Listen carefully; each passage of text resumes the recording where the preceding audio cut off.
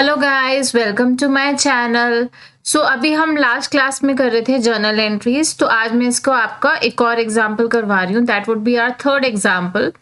आपको इससे पहले के एग्जांपल देखने हो तो यहाँ पे आइकन पे आपको इसकी प्लेलिस्ट मिलेगी, आप वहां पे जाकर देख सकते हैं। ठीक है, so let's start with the class. And my suggestion before we are starting, please आप जब भी कोई इस टाइप की वीडियोस देखते हैं एजुकेशनल, चाहे आप मेरी देख रहे हैं चाहे किसी और टीचर की देख रहे हैं, साथ में रजिस्टर वगैरह लेके बैठा करिए। सिर्फ वीडियो देखने से आपको समझ नहीं आएगा। You have to solve the question along with us. Okay, just think of it कि आप ट्यूशन में बैठे हैं। Don't watch this video just कि अच्छा किसका वीडियो मुझे अच्छा लग रहा है, कौन सा टीचर अच्छे से पढ़ा रहा है, कौन सा फनी बातें कर रहा है, मैं उसी की वीडियोस देखूंगा। Please don't do that. You will be just wasting your time और आपको किसी का कुछ समझ नहीं आएगा, because these are all practical questions, आपको करके देखने पड़ेंगे। कोई भी टीचर हो, सब टीचर्स अच्छा पढ़ाते हैं, समझ आ रहे नहीं आ रहे तभी समझ आएगा जब आप उसको करेंगे। ठीक है, सो प्लीज आप register, pencil, pen, what calculator लेके बैठिए। Got it? Okay, we are starting. So journalize the following transaction in the books of MS Consolidated Sales. Purchase goods of list price of 50,000 from Rahul at a 20% trade discount. तो यहाँ पे 20% का trade discount मिला है और हमने goods purchase किए हैं। तो इसकी जर्नल एंट्री क्या होगी? इसकी जर्नल एंट्री होगी purchase account debit to Rahul account 40,000 rupees. Now why 40,000 rupees? क्योंकि 50,000 रुपीज है। 50,000 रुपीज के ऊपर मुझे 20% का ट्रेड डिस्काउंट मिला है। This I will show in my working notes कि कैलकुलेशन आप करेंगे वर्किंग नोट्स में शो करके। ठीक है, then next is purchase goods of list price of 25,000 from Vikas at 20% trade discount against cheque payment. अब देखिए, जो पहला था उसमें हमारे को कोई भी कैश या बैंक नहीं मिल रहा था, इसलिए हम लोगों ने राहुल के अकाउंट से उसको क्रेडिट किया था। बट इसमें वो साफ साफ बोल रहा है कि चेक से पेमेंट मिली है। So purchase account debit to bank account. 25,000 का 20% होता है 5,000। सो 25,000 माइनस 5,000 विल गिव यू 20,000। तो 20,000 के साथ हमने एंट्री कर दी। Narration would be being the goods purchase of list price इतना at 20% trade discount against the cheque payment. Narration सबसे इजी है। ऑलमोस्ट जो आपका स्टेटमेंट होती है, सी दिस थिंग, पूरा ये लिखा जाता है, सिर्फ अमाउंट नहीं लिखते हम। ठीक है, purchase goods of list price of 25,000 from Nitin at 15% trade discount against cash. Again purchase account debit to cash. 25,000 का 15% निकालेंगे, फिर उसको 25,000 से माइनस करेंगे। That is giving you 21,250। इन सबकी जो वर्किंग नोट्स है मैं आपको भी एंड में दिखा दूंगी, कैलकुलेशंस और कैसे हम इसको लिखते हैं। But remember one thing, this is very important. Whenever we are doing this thing, आपको सबसे पहले क्या करना है? आपको सबसे पहले एक बार सारे क्वेश्चंस रीड करने हैं। ठीक है, क्वेश्चंस रीड करने के बाद आप सिर्फ ये देखिए आपको कहाँ कहाँ वर्किंग करनी है। जर्नल एंट्री बना के फिर आप वर्किंग नोट दिखा सकते हैं थोड़ा गैप देके। दूसरा ऑप्शन इज, आप जब सॉल्यूशन शुरू कर रहे हैं आप पहले ही वर्किंग नोट के लिए पूरा पेज या 2 पेज छोड़ दीजिए और उसके बाद आप अपनी जर्नल एंट्री शुरू करिए।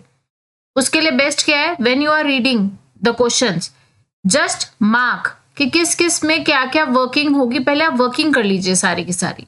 ठीक है, next, purchase goods of list price of 40,000 for 35,000 for cash. अब देखिए यहाँ पे लिस्ट प्राइस उसने बता रखा है 40,000 का है और उसको हमने 35,000 में परचेज किया है। तो यहाँ पे सिंपल आएगा purchase account debit to cash account 35,000। अब ये 5,000 हमने क्यों शो नहीं किया? हम लोग बुक्स में ट्रेड डिस्काउंट शो नहीं करते, हम सिर्फ कैश डिस्काउंट शो करते हैं। ठीक है, ट्रेड डिस्काउंट वो होता है जो हर किसी को मिल रहा है। ठीक है, आपने ट्रेड किया तो आपको मिल रहा है। This is like a wholesale price kind of a discount. ठीक है, कैश डिस्काउंट होता है जो स्पेशल सर्कमस्टांसेस पे मिलता है। कि अगर आप कैश में पेमेंट करेंगे तो आपको एक्स्ट्रा बेनिफिट होगा, ठीक है। सो इस केस में अगर आप ध्यान से देखें तो यहाँ पे हमें कैश डिस्काउंट नहीं दिया, this is like a trade discount, हमें परसेंटेज नहीं दी, अमाउंट निकला हुआ है। Is that clear? So being goods purchase of list price 40,000 for 35,000 against cash payment, जहां पे आप वर्किंग नोट बना रहे हैं वहां पे, या फिर आप अपनी जर्नल एंट्री के नीचे एक नोट दे सकते हैं that purchase goods of 35,000 against list price of 40,000 means 5,000 is the trade discount.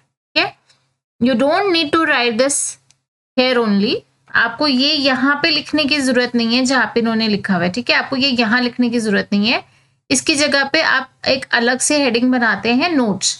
Notes हम कहाँ लिखते हैं? You can do working note, journal entry and then notes. Journal entry के जस्ट नीचे हम लिखेंगे नोट्स। नोट्स में ये आपका कौन सा नंबर है? This is your number 4। Number 4 लिख के you can write this note. Is it clear?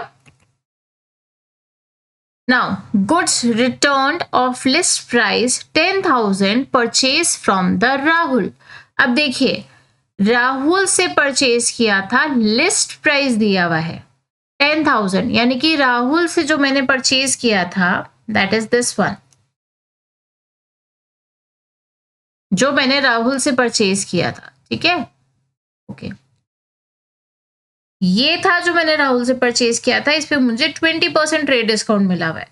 तो इस केस में भी जब मैं गुड्स रिटर्न करूंगी तो मुझे 20% का ट्रेड डिस्काउंट माइनस करके रिटर्न करना है, ठीक है। तो amount would be 8,000। Being goods of list price 10,000 less 20% trade discount returned. तो यहाँ पे क्या आ जाएगा? Rahul to purchase return account, ठीक है। राहुल क्यों?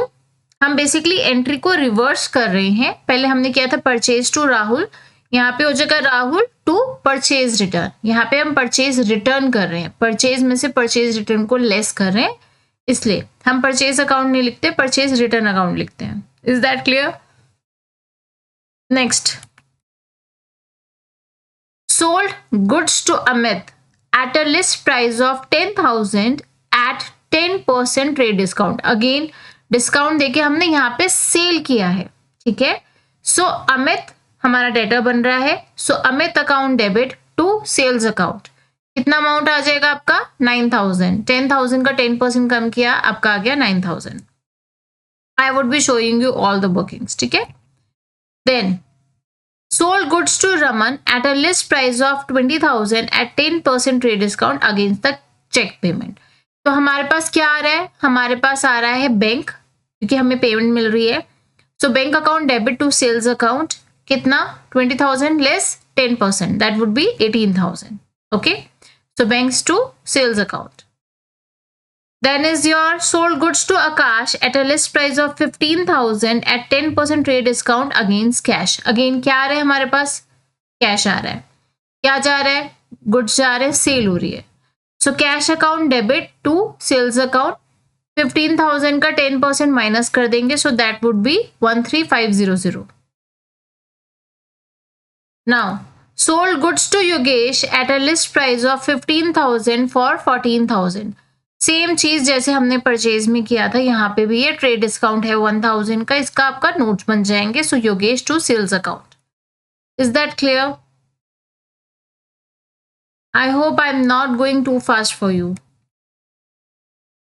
Okay, sold goods costing 10,000 at cost plus 20% profit less 10% trade discount to Sujit. अब देखिए, ओके इस केस में क्या हो रहा है? 10th वाले में हमने गुड्स को सेल किया जिनकी कॉस्ट थी 10,000 और प्रॉफिट है 20% लेस ट्रेड डिस्काउंट। अब मुझे ये चीज पूछनी है आप लोगों से कि जो ट्रेड डिस्काउंट हम लगाते हैं वो किसके ऊपर लगाते हैं?